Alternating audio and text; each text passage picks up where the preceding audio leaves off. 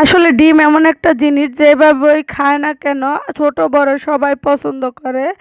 আর কেউই শুনি না যে বলে আমার ডিম পছন্দ না। তো আজ আমি তেমনই একটা ডিমের রেসিপি নিয়ে চলে আসলাম। আসসালামু আলাইকুম। আপনারা যে যেখান থেকে দেখছেন ভিডিওটা, আশা করি আল্লাহর রহমতে ভালো আছেন। আমিও আপনাদের দোয়ায় ভালো আছি।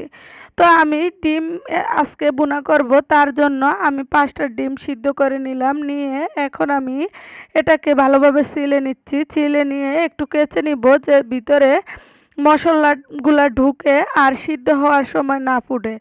এদিক দিয়ে এটার জন্য আমি একটা মশলা ব্লেন্ডার করবো। তার জন্য এখানে পেঁয়াজ রসুন ও কাঁচামরিচ নিয়ে নিচ্ছি।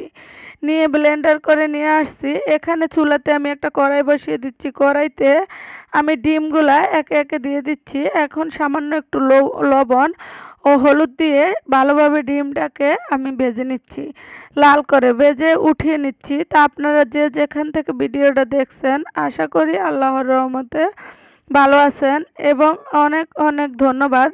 তো এই যে এখানে আপনাদের সাথে কথা বলতে বলতে আমি যে বাটা মশলাগুলো আছে তেলের সাথে দিয়ে দিচ্ছি। তার সাথে লাল মরিচের গুঁড়া দিয়ে দিলাম, জিরার গুঁড়া দিয়ে দিলাম, স্বাদমতো লবণ ও হলুদের গুঁড়া। তো একটু মশলাটা কষিয়ে আমি ডিমগুলো দিয়ে দিচ্ছি। তো ডিমগুলো একটু কষিয়ে আমি পরিমাণ মতো পানি দিয়ে দিচ্ছি। এখন হওয়া পর্যন্ত অপেক্ষা করব।